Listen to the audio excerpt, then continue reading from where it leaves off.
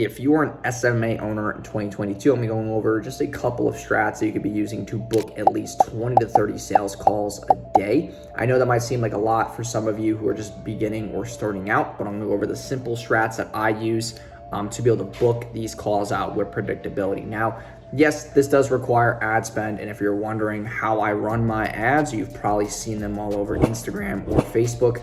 And this is how I'm able to book. And I'm being conservative with 20 to 30. We book about 35 to 55 phone calls a day. And these are people in various niches or verticals. I do not niche down at all. I don't believe in niching down. It's just not crazy scalable, in my opinion. Okay, some companies can scale when they're niche down, but I just don't want to, because I don't want to ever think about, hey, can we service this client? Are they in the right range of services? Like, do they have exactly what our other clients have? And it's not a qualification issue. It's just that I just don't want to have to be dependent and have any type of, hindrance on my sales process.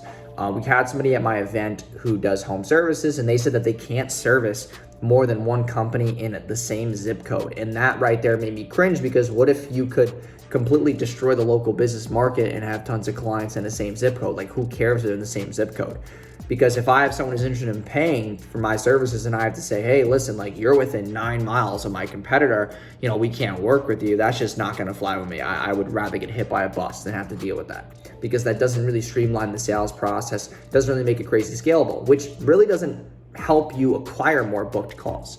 And I'm always about getting more people in my ecosystem. So number one thing is always running paid ads, right? We run a simple 3-step funnel where, if you guys, once I get my Instagram back, or you can go to jasonrunsads.com/qualify-now. And that's the one landing page that I use to basically acquire leads off of paid traffic. And if you haven't seen my ads, you can go to my Facebook page, go to my, page transparency and check out my ad library. But we run very simple ads where the script is very simple, straight to the point. We run them to that lander. That lander then, basically goes over, what I've done, social proof, testimonial videos, results, screenshots. It's basically just a result-driven landing page. I'm not really looking to write a whole sales letter and, having to persuade people from 0 all the way down. It's more of just like, hey, I run paid ads, here's results, here's what I've done, here's why I'm known in the niche, here's who I'm affiliated with, here's who my clients are, and I'm giving them every single different testimonial, different demographics, even different genders of people, different age groups of clients that we worked with, local business service bases, coach, consultant, service providers, basically everything from B2B, B2C, e-com stores as well. So we're giving them that wide, variety, so that they can't just say like, hey, you only do well in one niche, when we do well in like over 35 niches and verticals. So I want to cover that objection.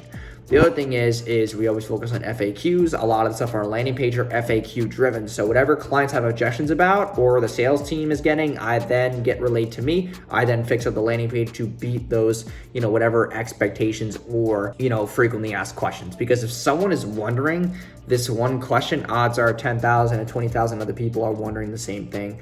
And I learned that from Jason Capital. But like, whenever I'm doing anything on a landing page, a sales process, trying to get more booked calls, I'm always thinking about what's the least friction way to get business owners to book a call, because a lot of people have really high CPAs when running ads to business owners, and I never want to have that kind of friction in my business.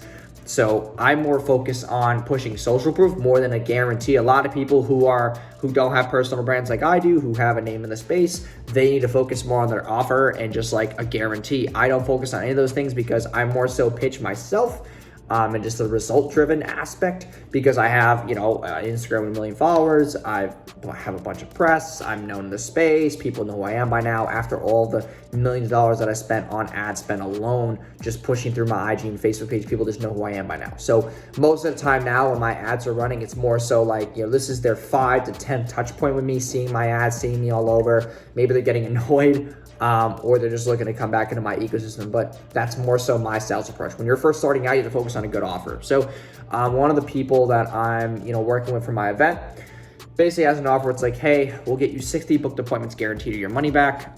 Instead of just saying like, hey, we'll get you 3 to 6 new loan buyers, he's doing get 60 appointments guaranteed or your money back. So the higher the number, the better the conversion is going to be, because people associate a higher number with more results. So that's really how we're positioning that offer. But that's kind of how I look at starting agency owners who are maybe niching down or going more broad. Whatever that broad offer is that you can maybe guarantee, then that would be, the best thing for you to push. So maybe it's ad results in 30 days or your money back, ad results in the first week or your money back. I have one client who pushes ad results in 7 days or your money back. Whatever that guarantee is, you got to have the fulfillment though in the back end and make sure that you can do so. So when you're first starting out, like, don't just push social proof and result driven stuff, because people don't know who you are. You don't have enough brand awareness for you to push that. But when you're first starting out, you want to have like a clear offer, have a shorter landing page so that you can really just get more people in the ecosystem who are basically looking to get X, Y, and Z result in X amount of days and have some type of guarantee, because those are the clients who are going to come into your ecosystem faster and actually become buyers. The other thing too, with booking that many sales calls, you better have at least 2 to 3 sales reps ready. Now, what I always recommend is when you're booking X amount of sales calls a day, you want to be able to prove the concept yourself. So take these calls on a Zoom. Don't do phone call when you first start out, because you're going to have more friction because people don't know who you are. They want to see a face. They want to have a face and a name. So do Zoom calls.